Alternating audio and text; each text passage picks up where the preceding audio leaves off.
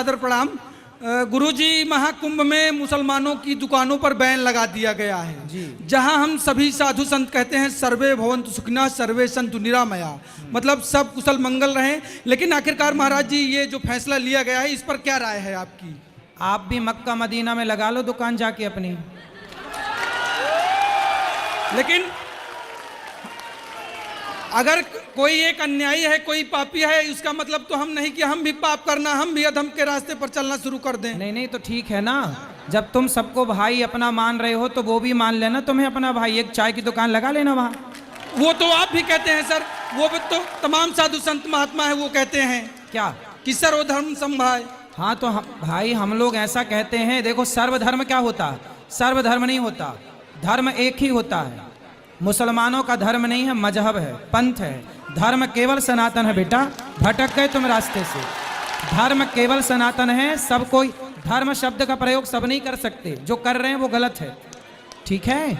लेकिन महाराज जी इस पर जो ये तमाम लोग विरोध भी तो कर रहे हैं, हिंदू ही विरोध करते हैं, उनको क्या कहेंगे? अब आप ही तो पक्षधर बने बैठे हो। पक्षधर नहीं है, लेकिन हम ये सवाल है आपसे, ये आपसे सवाल है क्या? इसमें हम पक्ष किसी का नहीं रख रहे हैं। हाँ। इस पर आपकी प्रतिक्रिया जानना चाहते हैं। हमारी तो यही प्रतिक्रिया है, हमारा तो यही भाव है कि जब मक्का मदीना में हिंदू प्रवेश नहीं कर सकते तो भाई प्रयाग में ये बताओ गंगा है, यहाँ तो गंगा स्नान का महत्व है ना। तो गंगा, आप बताओ, आप गंगा को माता मानते हो कि नहीं? जी मानते हैं। तो क्या मुसलमान गंगा को माता मानता है? वो सुनो तो गंगा जी में वही आयना जो गंगा को माता मानते हैं प्रयाग में, वो उनका क्या काम? उनका क्या काम जो गंगा को माता नहीं मानते? पहला, क्या उनके ग्रंथ में, क्या उनके धर्म ग्रंथ में कहीं भी प्रयाग तीर्थ का उल्लेख है? नहीं है। जब नहीं है, पर हमारे पूरे पुराण वेदों में प्रयाग तीर्थ का उल्लेख है, तो हमारी आस्था है, उनकी थोड़ी आस्था है। लेकिन महाराज जी अगर आपकी भागवत जहाँ चल रही होती है, कथा जहाँ आपकी चल रही होती है, वहाँ किसी 4 लोगों का उद्धार हो जाए तो उसमें क्या है? हाँ, भागवत सुनने के लिए मना ही नहीं है। आप आओ, भागवत सुनो, आप गंगा नहाओ, लेकिन आपका थूका हुआ यहाँ कोई लोग खाएं भक्तजन, वो सही नहीं है। क्योंकि वो लोग तो बनाते हैं ना, थूक देते हैं उसी में, फिर वो आपको खवाते हैं।